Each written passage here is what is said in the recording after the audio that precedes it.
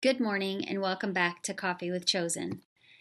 As flowers bloom and the weather warms up in my area of the country, I'm always reminded of pleasant memories of spring break vacations with my family, celebrating spring birthdays, and the anticipation of summer break. Spring has always given me a feeling of hope and joy. But in the last 2 years, the end of April has given me a new set of emotions that sometimes hits me out of nowhere. You see, 2 years ago, my family lost my mother-in-law. The last days and weeks of her life were so stressful and hard. She loved the spring. She was often seen working in her yard, tending to flowers, or filling bird feeders. And some days her memory hits me so hard, and I feel such a heaviness in my spirit that I wish that I could just spend one more day with her. This encapsulates a description of an anniversary reaction. Our children who come from hard places often experience seasons that are related to their timelines of trauma. Maybe the springtime and the changing of seasons reminds them of the day they were removed from their first family's care. Maybe the winter season reminds them of being in a home where the electricity and heat were turned off and not of happy Christmas celebrations. Children do not have to experience a trauma anniversary based on explicit memories. Bessel van der Kolk, in his book The Body Keeps the Score, reminds us that our bodies remember even events that occurred that our brains can't even vocalize. Maybe it's a particular sound or a smell that makes your child's body remember a traumatic event. No matter what, as parents and caregivers, we need to be aware of these seasons that pose triggers for our children. So let's consider some ways we can combat and be aware of the trauma anniversaries in our children's lives.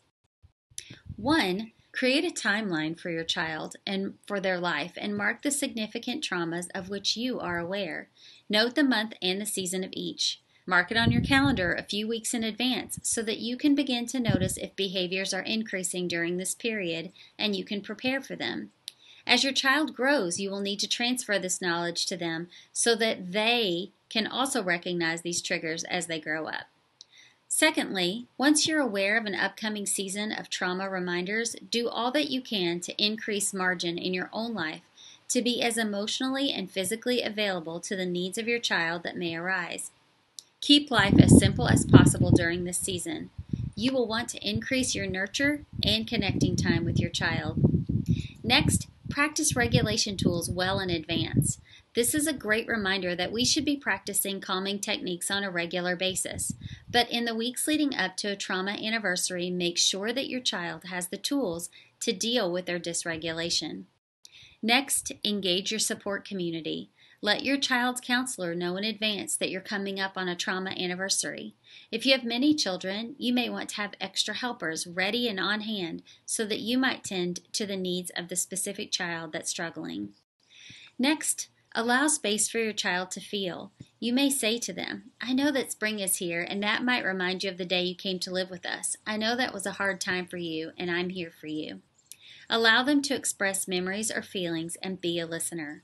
Ultimately, we have two things to remember. Be prepared and be patient. We all need grace. During a trauma anniversary, you have the ability to be a safe and nurturing adult in your child's life to help them navigate a difficult season. This builds the trust and connection that you both need.